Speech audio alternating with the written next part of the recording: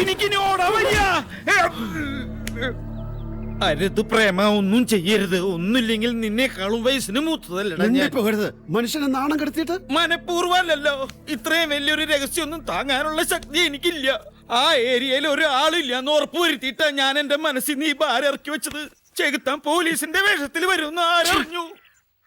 നാട്ടുകാരുടെ മുഖത്ത് നോക്കാൻ പറ്റാതായി. നോക്കണ്ട. ഞാൻ എന്റെ അച്ഛനെ പറഞ്ഞ് വിശ്വസിപ്പിക്കാൻ പെട്ട പാടറിയോ? തീക്കൊള്ളിയാണ്ടല്ലേ കളിച്ചത്. അപ്പൊ പിന്നെ കുറച്ച് വൈകിട്ടാണെങ്കിലും പൊള്ളു. ഒറ്റ ഒരെണ്ണം അങ്ങോട്ട് തന്നോണ്ടല്ലോ. ഒക്കെ നല്ലതിനാണെന്ന് വെച്ച് സമാധാനിക്കടാ. ഒന്നുമില്ലെങ്കിൽ ഒരു പെൺകുട്ടിയായിട്ട് തന്നെ കൂടെ കൊണ്ട് നടത്താലോ. പിന്നെ ഞാൻ അവളെ കൊണ്ട് വിലസാൻ പോവല്ലേ? തീർന്നു. ഇന്നത്തോടെ അവളെ പാക്ക് ചെയ്യാ. എങ്ങോട്ട്? എങ്ങോട്ടെങ്കിലും പോട്ടെ. ഞാൻ അതൊക്കെ എന്തിനാ അറിയുന്നേ? അവള് വല്ല തീവണ്ടിക്ക് തലവെച്ചാലോ? അതോടെ തീർന്നു കിട്ടുമല്ലോ. നിന്റെ ബുദ്ധിയും ബോധമൊക്കെ പോയാ നിന്നെ കല്യാണം കഴിച്ച് കൂടെ പുറത്തോളാന്നല്ലേ അവള് കോടതി പറഞ്ഞത്. അതിന് എന്നിട്ട് അവൾ എവിടെങ്കിലും പോയി ചത്ത ആരാ തൂങ്ങുക? ഇനി അത് വേണ്ട. നീ അവളെ വെറുതെ വീട്ടിൽ നിന്ന് ഇറക്കി വിട്ടു എന്ന് വിചാരിക്ക. വേറെ ആരെങ്കിലും നീ അവളെ നോക്കണില്ല എന്ന് പറഞ്ഞ് കടലാസ് കൊടുത്താൽ മതി. അപ്പോഴും പെട്ടു. അവളുടെ വായന് നിന്നെ പറ്റി മോശമായിട്ടൊരു വാക്കങ്ങ വന്ന പത്രക്കാര്, ടിവിക്കാര്, അതുപോലെ സാമൂഹ്യ പ്രവർത്തകര് ഒക്കെ കാത്തിരിക്കല്ലേ? ഒരു ഊരാക്കുടുക്കില മോനെ നീ തല വെച്ച് കൊടുത്തിരിക്കണേ. ഇത് ആണുങ്ങളുടെ ലോകം പറച്ചിലേ ഉള്ളൂ. പെണ്ണ് വിചാരിച്ചാൽ ഏത് കൊല കൊമ്പനി നക്ഷത്രം എണ്ണിക്കാം. എണ്ണിച്ച ചരിത്രമുണ്ട്. ഇനിയിപ്പം എന്ത് ചെയ്യും? തന്ത്രപൂർവം നീങ്ങ. എങ്ങനെ? മനസ്സിൽ എത്ര ദേഷ്യം തോന്നിയാലും സ്നേഹം വാരി കോരി കൊടുക്കണം. അപ്പൊ കൊറേ കഴിയുമ്പോ അവൾക്ക് തോന്നും, അയ്യോ ഈ പാവം ചേട്ടനെ ഞാൻ എന്തിനാ ഇങ്ങനെ ബുദ്ധിമുട്ടിപ്പിക്കുന്നേ. അപ്പൊ ചെറിയൊരു മുള്ളെടുത്ത് കളയുന്ന പോലെ കളയ. നിന്റെ കല്യാണം ആയി കേട്ടല്ലോ. എന്നാ നിങ്ങളുടെ 16 അടിയന്തരത്തിന്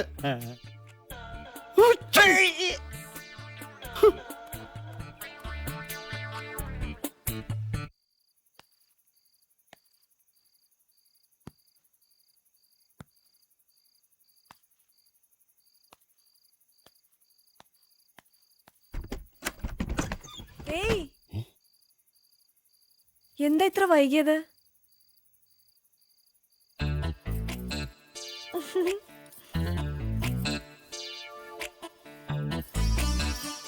ശോഭനേച്ചി വാങ്ങിത്തന്നതാ. നന്നായിട്ടില്ലേ? കമലുണ്ടോ? ഇത് മാല. ഇതിനേക്കാൾ നല്ലത് ഞാൻ വരെ കണ്ടുവച്ചിട്ടുണ്ട്. പറ്റെങ്കിൽ മാറിയെടുക്കാം. അല്ലെങ്കിൽ എനിക്ക് പുതിയൊരെണ്ണം വാങ്ങിത്തന്നാ മതി. വാ, ഊണ് കഴിക്കാം.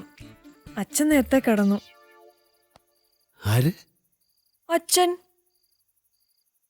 നീ ഇതുവരെ അങ്ങേരെ എന്താ വിളിച്ചോണ്ടിരുന്ന? മാഷെന്ന്. ഇപ്പൊ എന്താ പെട്ടെന്നൊരു അച്ഛൻ? അല്ല, ഇത്രയൊക്കെ ആയ നിലയ്ക്ക്.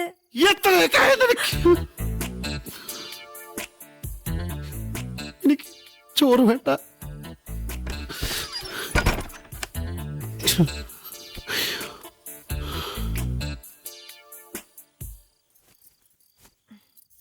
തനനി തനി നന തനിനി തനി നന തനിനി തനി നനി തനി നനി തനി നാന തനിനി തനി നന തനിനി തനി നന നന തനി നനി തനി നനി തനി നാന.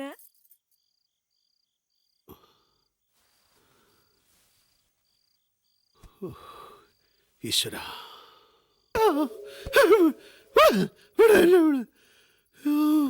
എന്താ? എന്തു പറ്റി? ഒന്നുമില്ല. സ്വപ്നം കണ്ടിട്ടുണ്ടാവും. മുരുകനെ മനസ്സിൽ ധ്യാനിച്ച് കിടന്നാ മതി. അല്ലെങ്കിൽ പറഞ്ഞു കേട്ടിട്ടുള്ളതാണ്, അർജുനൻ, ഫൽഗുനൻ, പാർത്ഥൻ, കിരീടിയും. അങ്ങനെ പ്രാർത്ഥിച്ചു കിടന്നാലും ദുസ്വപ്നം കാണില്ല അത്രേ. ഏത് കരടെ പ്രാർത്ഥിച്ചു കിടന്നാലും ഈ ദുസ്വപ്നത്തിൽ നിന്ന് തൽക്കാലം എനിക്ക് മോചനം ഉണ്ടാവുമെന്ന് തോന്നുന്നില്ല. കടവുളെ കാപ്പാത്തനെ.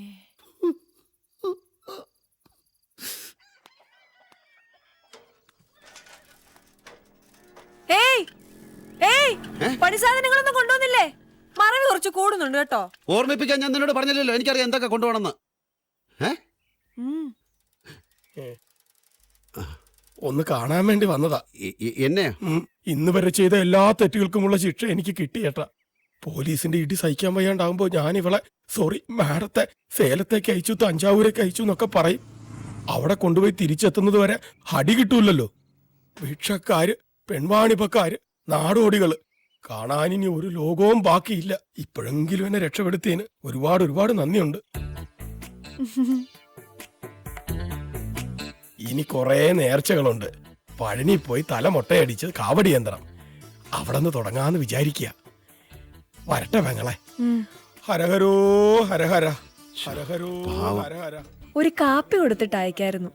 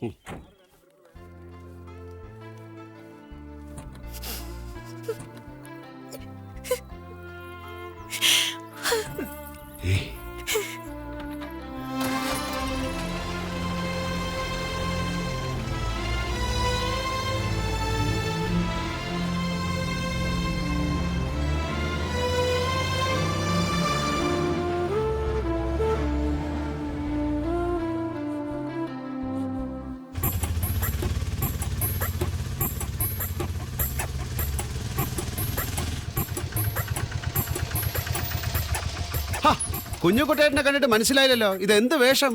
ഓളേ ദൈവം എന്ന് പറഞ്ഞ ഒരാളുണ്ട് മോനെ. അത് എല്ലാരും മനസ്സിലാക്കണത് നല്ലതാണ്. ഒരു വഴിയാണ് 9 വഴി തുറക്കുന്ന, അത് 1ാമത്തെ വഴിയാണിത്. ഇനി 8 എണ്ണം കിടക്കുന്നത്. ഇനിയുണ്ടോ? 8 എണ്ണം. ഇതെന്താ വീട് വെക്കാൻ പോവാണോ? വീടും വെക്കും. അത് മുമ്പ് ഞാൻ ഒരു കാറിന് വില പറഞ്ഞിട്ടുണ്ട്. അതെന്റെ വൈഫിന്റെ നിർബന്ധ. അവൾക്ക് അവളുടെ ബ്രദറിന്റെ വീട്ടു പഠിക്കൽ സ്വന്തം കാറിൽ ചെന്ന് ഇറങ്ങണത്രേ. ഒരാഗ്രഹല്ലേ, ആയിക്കോട്ടെ എന്ന് ഞാനും വിചാരിച്ചു. ഇത് കണ്ടോ, ഇത് പഴയ വീട് പൊളിച്ച് വിൽക്കുന്നവരോട് ചുളു വിലക്ക് വാങ്ങിയതാ. ഇത് ഞാനൊന്ന് ഭരണി പോലീസിട്ട് 5 ഇരട്ടിക്ക് മറിച്ച് വിൽക്കും. നിങ്ങൾ ഇവിടെ ഒരു കൊല്ല ഉളി ഉന്തി ഉണ്ടാക്കണുണ്ടല്ലോ, ഒരു ഒറ്റ ആഴ്ചകൊണ്ട് ഞാൻ ഉണ്ടാക്കും. പിന്നെ കുഞ്ഞുട്ടമ്മ സ്പീഡ് ആയാൽ കൂലി അല്ലാന്ന് വെച്ചാൽ ഊച്ചാലേക്കെങ്കിലും മനസ്സിലാവട്ടെ. എന്റെ പെങ്ങളുടെ കണ്ടകശനി കഴിഞ്ഞിട്ടില്ല എന്റെ പ്രേമ. അവള് ഇനിയും കുറെ കഷ്ടപ്പെടും. ആയിക്കോട്ടെ, എത്ര കഷ്ടപ്പെട്ടാലും നിങ്ങളെ തിന്നിറങ്ങാൻ വരുന്നില്ല പോരെ? അല്ല, ഇത് ഞാൻ എത്ര കേട്ടതാ. ഫുട്പാത്തിൽ ചെരുപ്പ് കച്ചവടം തുടങ്ങിയപ്പോഴും തട്ടുകട നടത്തിയപ്പോഴും നീ ഇത് തന്നെയല്ലേ പറഞ്ഞത്. ഒടുവിൽ എന്റെ പെങ്ങൾ വിലാസിനിയുടെ കെട്ടുതാലി അടക്കം വിറ്റ് കഴിഞ്ഞിട്ടാ മാമുണ്ണാൻ എന്റെ തിണ്ണ വന്ന് നിറങ്ങിയത്. ആദ്യം 2 കണ്ണഞ്ചരട്ട എടുത്ത് കയ്യിൽ കുത്തിപ്പടിക്കടാ. സമ്മതിച്ചു. സമ്മതിച്ചു പ്രേമ, നിന്നെ സമ്മതിച്ചിരിക്കുന്നു.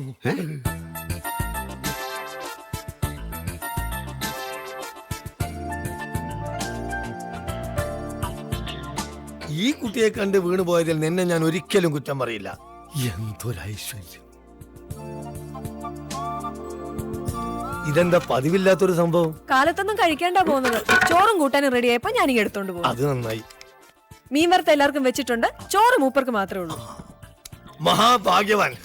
വർത്താനം പറഞ്ഞിരിക്കണമെന്നുണ്ട്, എന്ത് ചെയ്യും? നേരല്ല, ഒരു ബിസിനസ്മാൻ ആയി പോയില്ലേ. ഡ്രൈവർ, വണ്ടി എടുക്കൂ.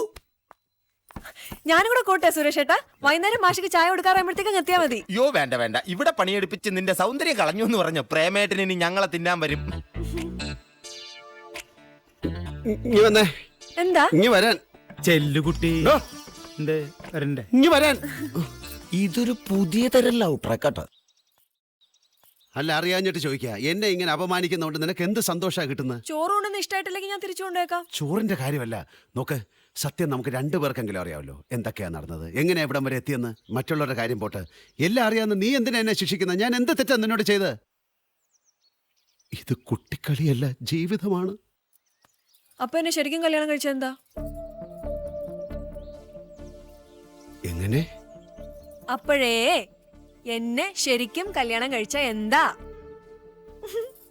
കോടതി പറഞ്ഞ പോലൊന്നും അല്ല, ശരിക്കും ഇഷ്ടായിട്ട് തന്നെയാ. നീ വിചാരിക്കുന്ന പോലൊന്നും അല്ല ഞാൻ. എന്നെ പറ്റി നിനക്കൊന്നും അറിയില്ല. ഇപ്പൊ കൊറേ നാളായില്ലേ കാണാൻ തുടങ്ങിയിട്ട്. എനിക്കിപ്പോ ഇത്രയൊക്കെ അറിഞ്ഞാ മതി. എന്തായാലും എല്ലാരും ഇപ്പൊ ഇങ്ങനെ തന്നെയാ കാണുന്നത്. ഇനി കല്യാണം കഴിച്ചില്ലെങ്കിലാ ആളുകൾ അതും ഇതൊക്കെ പറയാ. കുട്ടി, കല്യാണം, കുടുംബം ഇതൊന്നും എന്റെ മനസ്സിലില്ല. ഈ ജീവിതം എങ്ങനെയെങ്കിലും ഒന്ന് ജീവിച്ചു തീർക്കണം, അത്രേ ഉള്ളൂ. ഒരുപാട് അനുഭവിച്ചിട്ടുണ്ട്, നിനക്കൊക്കെ ചിന്തിക്കാൻ പറ്റുന്നതിന്റെ അപ്പുറത്ത്. അതൊക്കെ മറന്നിട്ട് അയച്ചിരിക്കുന്ന കളിക്കുന്നൊക്കെ. നിനക്കറിയോ, ജയിലിൽ കിടന്നിട്ടുണ്ട് ഞാൻ 4 കൊല്ലം, അതും കൊലക്കുറ്റത്തിന്. അവിടുന്ന് പഠിച്ചത് ഈ മരപ്പണി, അവിടുത്തെ പുസ്തകങ്ങളിൽ നിന്ന് വായിച്ചറിഞ്ഞ ഈ വാസ്തുവിദ്യയും ചരിത്രമൊക്കെ. അല്ലാതെ ഇതെന്റെ കുലത്തൊഴിലൊന്നുമല്ല. അല്പം മനസാക്ഷി ഉണ്ടായിപ്പോയി, മറ്റുള്ളവർ വേദനിക്കുന്ന കാണാൻ പറ്റാത്തൊരു മനസ്സ്. എത്ര തിരിച്ചടി കിട്ടിയാലും പഠിക്കില്ല. അതൊരു ശാപമാണ്. അതിന്റെ ഈ അനുഭവിക്കുന്നതൊക്കെ.